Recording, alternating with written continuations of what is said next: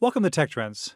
Tech Trends is a podcast series that provides perspective on the latest trends in technology, fintech, and digital.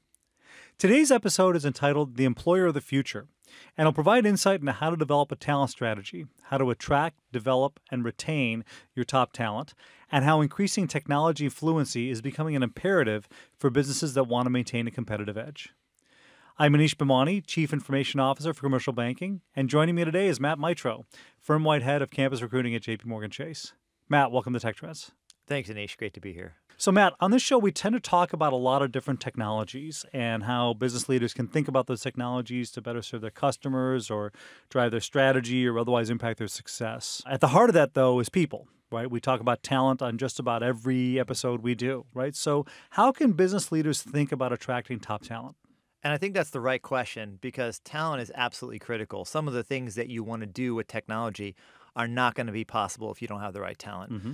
In fact, when they do survey CEOs, talent comes out as that number one item of criticality for their firms, followed by number two, a worry about the ability to respond to disruption that's going to come from technology. So talent is part of the solution to both of those top problems.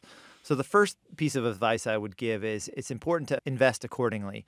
You need to understand exactly how much of this kind of talent, what kind of skills do I need, and more likely than not, you're going to need to invest more than you currently are. It's a hyper-competitive environment, and there are a lot of players all making similar pivots to you. So that's going to be critical. But on the other hand, you don't want to over-invest. So if you're bringing in talent that is too highly skilled for the kind of work that you have in your work environment, they're not going to feel challenged, and they're going to leave. So getting that right is critical. I'd also say having a really strong recruiting leader is important. So you need someone who understands the landscape of recruiting, skilled in evaluating and finding technical talent. It's just a different discipline. So you really need the right person. The next thing I'd say is it's really important that you challenge your sort of assumptions about how you're going to find these folks and how you're going to evaluate them. Mm-hmm. So where you look is really important. You have to stop making assumptions that I'm only going to find them in this one place or at this one university or at this one set of firms. You're going to need to cast a pretty broad net and be pretty open-minded about that. I also have seen companies make the mistake of thinking that they're just going to be able to leverage technology itself to sort of solve their recruiting challenges, and that's often not the case either. You really are going to need to get a willing workforce involved in your recruiting strategy. So both of those things are just mentality shifts that need to happen within a lot of companies. And then the last thing is really important to focus on diversity. Public perception of how diversity is received within firms is really poor right now, and there's a lot of research on the importance of diversity to culture and also to product development. So obviously, if you don't have a diverse enough team, they're not going to be making products for all of your customers. Sure. So those are some of the big thematic areas in talent acquisition right now. Okay. So it's a really hot market, right? And attracting top talent can often be easier said than done. What can leaders do to make their companies more attractive to top talent? Culture is always the gateway to attracting talent.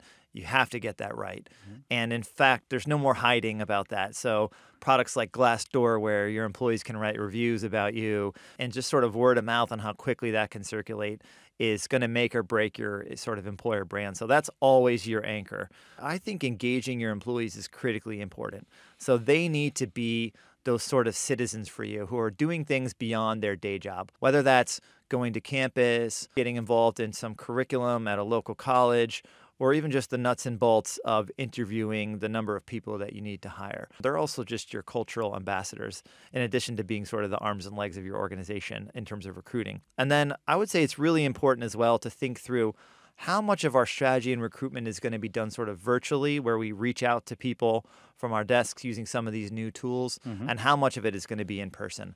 And my advice would be definitely make sure you get that mix right. You may want to do more in-person work than you think.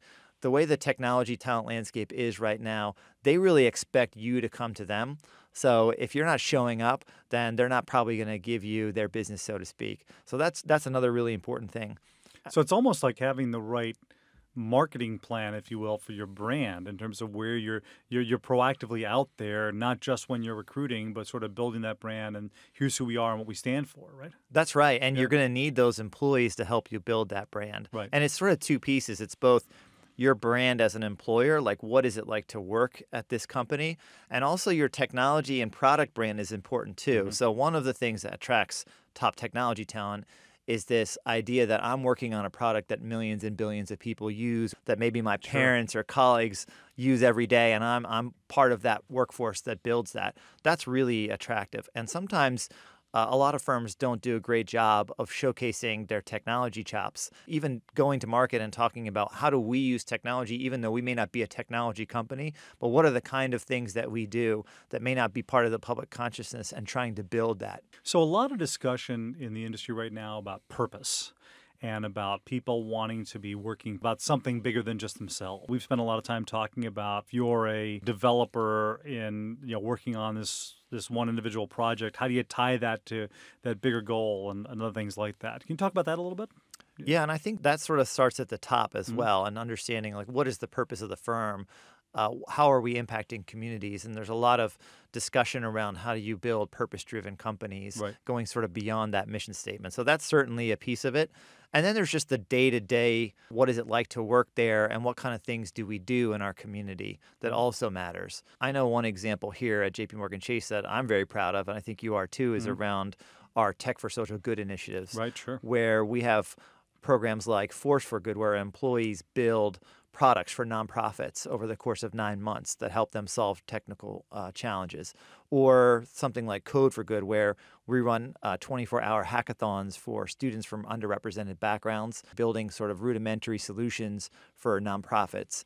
I think that kind of ability to show that beyond the day-to-day and what products you're building and the impact they have, is just as employees of the organization, what kind of work do we get to do and serve our community? Even if you're not building a world-changing product per se for millions and billions of people, just giving your employees that opportunity to give back is going to be really, really important to both them and also to your employer brand. Yeah, and we've had thousands of people participate in those programs, right? It really is something that attracts a lot of people. They really enjoy doing that kind of work. Yeah, absolutely. And I think we've found in particular, when you look at the next generation of employees, it's one of their top 3 or 4 items, along with sort of career development, being well taken care of, having technical challenges. And then that last piece is really feeling like they have an impact. So that is definitely important. Culture is a big topic. How about the environment? How important is the environment that you work in? Space, amenities, things like that. How much of that is just like a gimmick versus actually, it really matters? Some of those are not as important as some of these other more important cultural elements. You definitely have to have great benefits, great pay, great work environment, great technical systems for technical employees. Those things are just sort of the threshold you have to have before you can be considered a top employer. But after that, there's a lot of other things that really matter. One is make sure that they're solving complex technical challenges. We really want to showcase to them before they get into the firm that these are the kind of problems you're going to be solving. For technically minded candidates, that's really important. They want to feel that challenge. The second thing is they want to feel like there's a career path for them at the firm. And perhaps even something very structured and formal, where they understand that in each year of their time spent at the firm, they're going to grow and learn, both technically in the sort of, let's say, coding languages they understand and technical skills they have, but also professionally. How is this firm going to help me be a leader? How is this firm going to help me become a product manager if I'm currently just a coder? I think they want to be able to see that and sort of believe that that's part of what you're going to be able to do at a company. And then the last thing is around sort of the impact that the firm is going to have in the community. I think that's an increasingly important part of the employer brand, and something that incoming folks really care about. And you want to really think, how are we showcasing that? And how is that a real part of their everyday experience at the firm?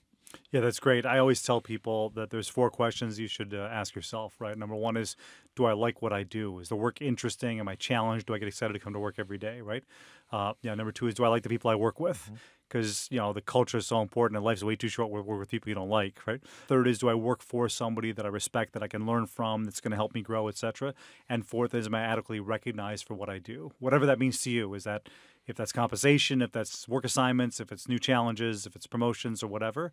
And if you can answer yes to all 4 of those, you're in great shape. And not everybody can, right? That's absolutely right. And I think that starts with your employee base, right? Right. So a Right. lot of what you're describing is how is my manager operate? How does my team operate? And that's something that you can work hard to establish. How have we built an inclusive environment for lots of different types of people to be effective? Right. So even things like how do we set up coding projects and design sprints and who's invited, not invited, and when we're in a meeting setting, how do we make sure we're getting lots of different voices? How do we teach and train our managers to be effective and do that in a That's an important scaled, one. Yeah. rigorous way? And I know at our Yeah. firm we have Leadership Edge, which is our sort of signature manager training program, and that's a great example of making a very large commitment so that when people walk in the door, they're having that experience that you're describing. So a lot of focus on attracting talent and how do you hire people and other things like that. But hiring from the outside can often be the most expensive way. People don't spend much time focusing on development and retention of staff they already have. How do you focus on developing, reskilling, and other things like that, and what you can do to retain top talent? Yeah, it's certainly right, depending on the talent marketplace that you're playing in, that it might be more effective to actually build some of those skill sets internally versus go to market. I think the most important thing, and maybe the hardest thing, is actually having a plan. So sometimes looking 5 years out at the kind of skills that you're going to need in an organization is very difficult. You may not even know exactly what your current skill base looks like at scale, how many people are really experts in a very particular topic. And then it's also difficult to forecast, well, how many people with that skill set am I going to need? Right. So it starts with sort of having a plan and understanding where you're trying to go. And then from there are a number of things that you want to look at. So one would be if I need to upskill my employees, so I've got a number of people who are good in one technical skill but not another, how do I bridge that gap? Some of it might be internal. Maybe you want to build a learning center of excellence where you teach that skill if it's that important. And other times it just may be offering an education benefit where people can go out and learn online or learn at a local college how they pick up that skill set, and you can signal to them that that's important. It sort of depends on the situation you're in, what kind of plan you're building. And then there's this broader concept of reskilling where you may have non-technical employees that you're trying to get into a technical role. I think that's one of the hardest things to solve at scale right now. How do I even know if I have 100,000, let's say, bank branch employees, which of those are going to be the right fit to do a technical job in the future, Right. who have the potential to do that? I don't think anyone's really figured out how to identify them, let alone set through like the sort of learning path and journey. So let's poke at development a little bit more. As you say, bridging it in two areas, right? So the first one is development of staff in terms of expanding capabilities. There might be, folks listening and say, well, yeah, I get it. We're not really a tech company, right? But I think it's important to realize that increasing the technology fluency of an organization is paramount importance right now, just because technology is so pervasive, right? Whether it be design thinking, machine learning, other things like that. And you said something about not wanting to overhire folks to say, look, if you bring in highly technical people and they're not challenged, they're probably going to leave, right? So how do you think about just expanding technology fluency for non-technical folks? There's this concept that I like to talk about called digital dexterity, and that's sort of a popular concept where the idea is, yes, you may not have a technical role, but you definitely need to understand technical concepts, or you need to be able to explain the way an engineer thinks to a non-engineer. That could be a customer, that could be a candidate, that could be a client. The challenge is how do you facilitate that? But I do think that if you're working in an environment where you have both engineers and non-engineers, you have a real opportunity, of course. Right. So how do you create those learning opportunities? And I think one of the things that people often neglect is you could send people externally to get some of that training and learning, but it may not really apply to the context that you have as a firm. Totally agree. Yep. I think more often than not, you're going to want to create some kind of internal forum or learning environment where you can teach your non-technical folks what your engineers know, so that when they're interfacing with those clients, they're really well versed rather than going external. It's just something to think about. And again, anytime you do that kind of learning activity in-house, it also tends to build some loyalty to the organization, to the firm. Sure. So I think you're going to see a lot of companies who are either tech firms or not tech firms invest in that space considerably over the next few years. Yeah, I think back to like when the internet was still relatively new and you had a lot of these sort of reverse mentorships, right, where you had sort of the digital natives coming and teaching some of the more seasoned folks in terms of how this works and how to think differently around that, right? I think you'll see a little bit more of that as well, right? Absolutely. And I think when you have senior leaders in a firm who maybe have been there a long time and not as well versed as you in sort of technology, it is going to be important to bridge that gap, because one of the things that I see from my vantage point working with students is they are coming in very well equipped and Sure. understanding technology. They were digital natives, and now they come in expecting that from the work environment Right. and not Right. always finding Not that. always finding it. Absolutely true. Yeah. And it may be the systems that you work on. It may be the senior leader in your organization not being particularly technically fluent. So you can't just focus at the entry level and the mid level. You also need to focus at the leadership level and making sure there's a real continuous learning and education. One of the things I've found since I've worked here is that the senior most leaders in our firm really are paying attention to technical trends and spending deep dive 3-4 hour or multi-day sessions learning about that technology. Yep. Because if they don't understand it, not only can they not push it through into the workforce, but they may miss some trend that's going to cause a business issue for them, Right. where they're not responding to what some startup or some other firm is doing. Definitely, that's an important part of not just your talent strategy, but also your business strategy. Right. So we talked about increasing technology fluency, digital dexterity, as you call it, right? We also touched on reskilling, right? And this becomes a very emotive topic for a lot of people, right? As we deploy more things like artificial intelligence and any sort of innovation like that, there's often disruption to certain jobs and job families and other things like that. What kind of efforts or responsibility do companies have to retrain or reskill people whose jobs may not exist in 10 or 15 years? I think that landscape is shifting quite a lot right Yeah. now. We've even seen the Business Roundtable recently come out and say it's not just shareholder value that matters, Sure. but stakeholder value. And that includes both communities and your employee base. Part of the way that translates into the technology and the talent landscape is that it means I do think you're going to increasingly have a commitment to help your employees reskill and transition into the jobs of the future, especially since some of that's going to be coming over 4 or 5 years. Right. You have the opportunity to start preparing them for that. The way that that gets executed is still something that firms are figuring out. But I think one of the core principles will be you should expect there to be more in-house learning, in-house retraining, more centers of excellence in learning that are housed within companies rather than them expecting their employees to go out somewhere else or to rely on some government agency for retraining. Right. And in fact, that's also important because you want your employees who have this knowledge of your company and your Sure. business and your culture to get the technical skills they need in your environment so that they understand how it's going to need to be applied in your environment. So I think that's a big, big area that's coming for the next. Yeah, plus they have a sort of proven capability, right? They've been here, they know the firm, they've had some loyalty to the firm, other things like that, to the point before, hiring people from the outside can often be a crapshoot. These are known quantities, right? So I think does behoove people to sort of think about how do you retrain those that have an interest in doing so. That's right. And it gets back to this blurring line between what I'd call talent acquisition and talent development. How much do I pay to go find people in the market who, like you said, are not necessarily a known quantity versus I take these high performers that know our culture and I teach them what they need to know. I think you're going to start to see a real healthy tension there between where firms are investing, maybe even over-indexing, especially in the technical domain, Right. in talent development versus talent acquisition, because Right. the talent acquisition market is so competitive. And there are also constraints, whether it be the diversity of the talent pool or amount of money you need to spend increasingly to be a player there. Okay, so let's talk about diversity. We've all seen the stats. The diverse teams just generally perform better, right? They have better outcomes, correlate to better results, et cetera, right? And that's a broad definition of diversity of thought, people with different backgrounds. How do you find diverse talent in this market, especially given the apparent shortage of diversity in technical programs in schools? I think one of the things that's important to start out with is making sure that your leaders and your employees understand why there might be this shortage of diverse talent. I like to educate my clients and also my teams on some of the systemic barriers that are in place. Those are not always well known or recognized. Everything from the way that K through 12 computer science education is implemented in the United States, when in fact only 5% of high schools offer AP computer science, for example. Yeah, wow. So as you can imagine, there are entire communities who have not been exposed to computing.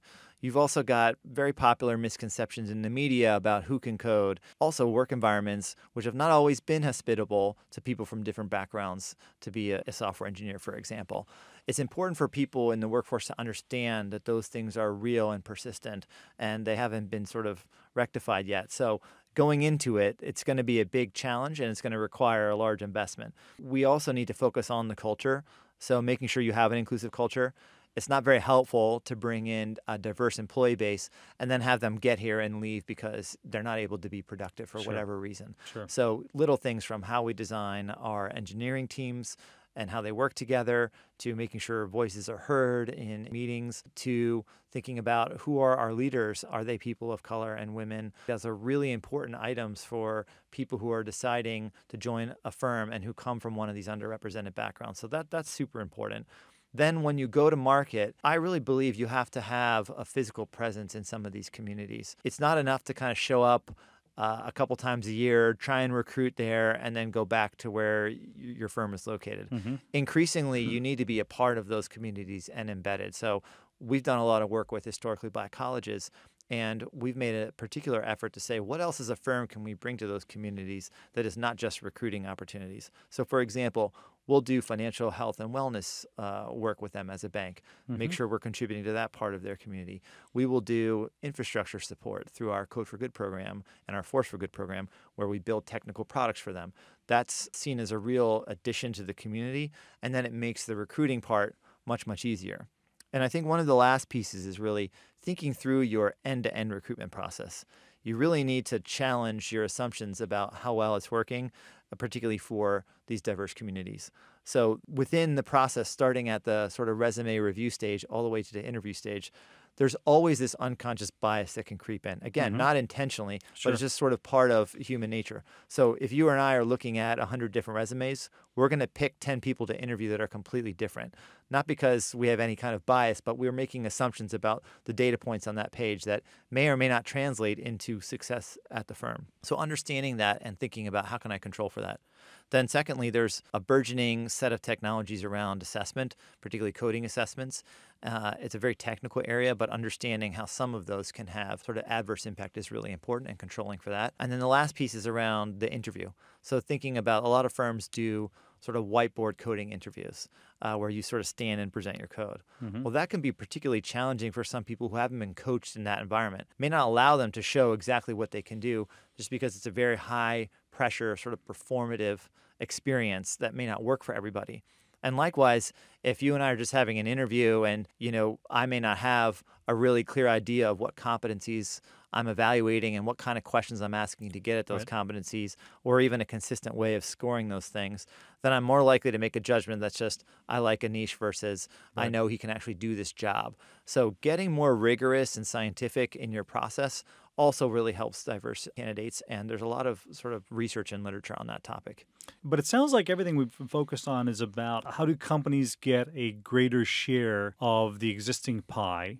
Is there any effort or responsibility of companies to say, how do we sort of expand the pool, if you will, right? If everybody's sort of fighting over the same finite pool, you're only going to get so far. That's right. And I think that is going to be a major trend in the near future as well, is getting that mix between talent acquisition and talent development right. Because what you're describing is the concept of maybe we hire more for potential, bring those folks into the company and teach them the technical skill gap that they may have. I think that's very trendy. So even in the student space, we have a program here at JP Morgan Chase called Tech Connect, where we bring in people who may not have had that formal technology training, but we give them a chance to demonstrate that here for a period of time, and we also educate them in those technical skills. And we found that not only is that a more diverse talent pool, but they've also been very successful at the firm integrating into our software engineering culture. Programs like that are going to become very, very common and very, very important. Right. So don't be put off, I should say, by the number of graduates in certain fields. Look more broadly for that. There's also non-traditional approaches, apprentice programs, other things like that we can do as well, right? Absolutely. And I think it's important to know some of the figures and facts about computer science education. So only about 20 to 25% of computer science graduates are female. So you're always going to have that kind of market constraint.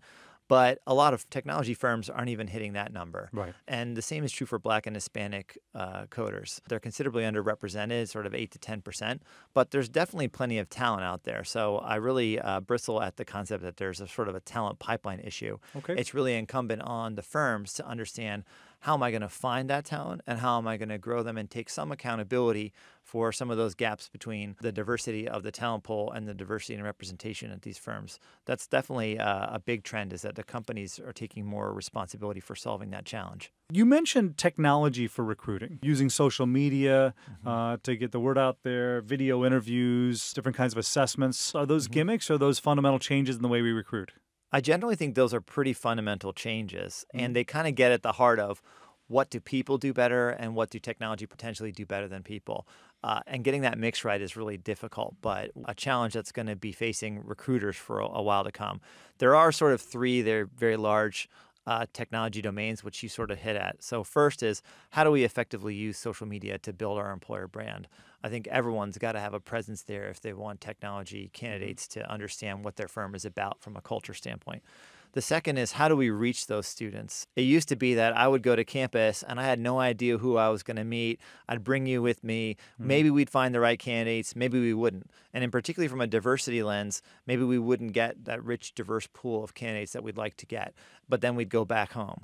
And in the current state right now, there's a number of LinkedIn-type platforms where a lot of students are present, for example, or professionals. So think about things like GitHub, Stack Overflow. There's a product called Piazza for students. The ability to find and get information about who's out in the market is really there now. So it becomes more incumbent on companies to design experiences where they're going to a place where they have a hub, or they're going to a campus, and before they get there, they already know who's going to be in attendance. And they really prioritize and kind of curate that group. So that's a second important area that's changing recruiting a lot, the sort of proactivity of it. It's like scouting. It's very much like scouting. And in fact, if you don't have some of those tools, you're kind of flying blind. And so the goal from a recruiter standpoint is, how do I find diamonds in the rough that no one else is talking to because I have their information and maybe I'm able to go a place where no one else is going. Right. So that's critical. And then the third space, which you touched on, is in the assessments domain. How do you use some new technology to evaluate people's potential to do a job? And then also, how do you use things like coding assessments to evaluate whether they already know how to code? That's a pretty ubiquitous piece of technology. The coding already, assessment, the coding assessment, that's right. Over time, what I expect is there's going to be some level of credentialing that's going to happen where people sort of port around their assessment results with them from company to company, sort of like the common application for college or SAT scores. That's going to eventually come to recruiting. But one of the technologies I find particularly interesting is around, how do you evaluate potential? And we're using a product here at the firm called Pymetrics, which I think is really fascinating. It's based on neuroscience research, and it uses gamification to assess 70 to 90 social, cognitive, and emotional traits in human beings. They may not have the skills yet, but they at least have sort of the inclination. It's still sort of in a pilot stage, and it also helps address this sort of reskilling challenge around, how do I figure out which non-technical employees could become my technology employees of the future? And I think you're going to see some of that technology help answer that question. So it really is about assessing potential rather than skills, right? So just because you haven't done it in the past doesn't mean you can't do it in the future. Traditionally, that had been always sort of a little bit of a risky approach, right? But getting some objective assessments out of that, should help. And then it also sounds like that could really start to address some of the unconscious bias issues that come up whenever you do sort of look at a resume or where somebody went to school or other things like that. We're hopeful. Yeah. So everything we've talked about so far, again, very powerful, right? Using technology to recruit, expanding your presence maybe in underrepresented areas, investing in attracting top talent are all great for larger companies, right? So if I'm a smaller company, what can I do? A lot of these sophisticated technologies and topics that I'm speaking about may not be completely accessible to you as a smaller firm, but I actually think you have the ability to be really competitive for a few key reasons. A lot of technical talent want to work in a smaller environment, so you've got a leg up right there out of the gate. Secondly, you really have to ask yourself, what kind of technical talent do I need? You may not need to go head-to-head with the larger firms. You may only need classic sort of front-end software developer. That might be fine for your needs. Or alternatively, you may want to outsource some of that to a technology vendor. That's a perfectly great way to go, just given the complexity of what I'm sharing.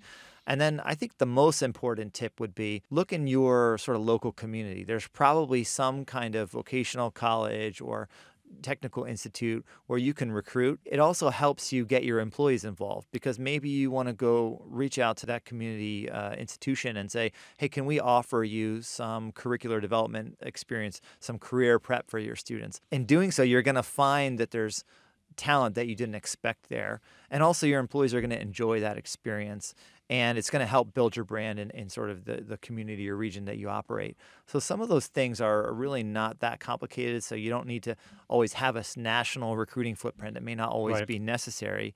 And then the last thing I would share is just getting your culture right, again, is super important. So there might be things that you can do, just be more welcoming and inclusive, whether it's the way your teams are operating or the kind of benefits that you offer that might be appealing for diverse communities. Some of those things are not really that expensive, but when people come to interview or they have an internship or they come have an experience with your firm, they'll notice those things, and that may be really attractive to them. But again, not super expensive, not sort of industrial strength talent acquisition and talent development, but those things work. So it is all about culture in the end. Absolutely. Yeah. I think that's maybe one of the top takeaways is you've got to get that right, and there's a lot of little things and also sometimes big things that you may need to do. Finally, what's the one thing, the one piece of advice you'd give folks on how to improve their talent strategy? I think getting your employees involved is absolutely critical Yeah. for a number of reasons. One, they're going to be the folks who are your sort of workforce, doing the interviewing, going on campus. Your ambassadors, basically. Your ambassadors, they're going to be out in your community. So you definitely need them. You won't get enough lift just from your recruiters, that's for sure. So that's one thing. And the other reason is it just builds the culture of giving back. And so you want to build that feeling in your employee base that that's something that's really important. So getting them involved will be critical. And lastly, they're the folks who are going to be talking to their friends, posting on Glassdoor about what it's like to work there. So if they don't feel engaged in the process, they're probably not going to say what you want them to say, and that will impact your sort of external perception. So they're super critical. So get your employees involved. Absolutely. Matt, thanks very much for joining us today. My pleasure. Thanks, Anish. And thanks to all of our listeners for joining us today. Tune in next time.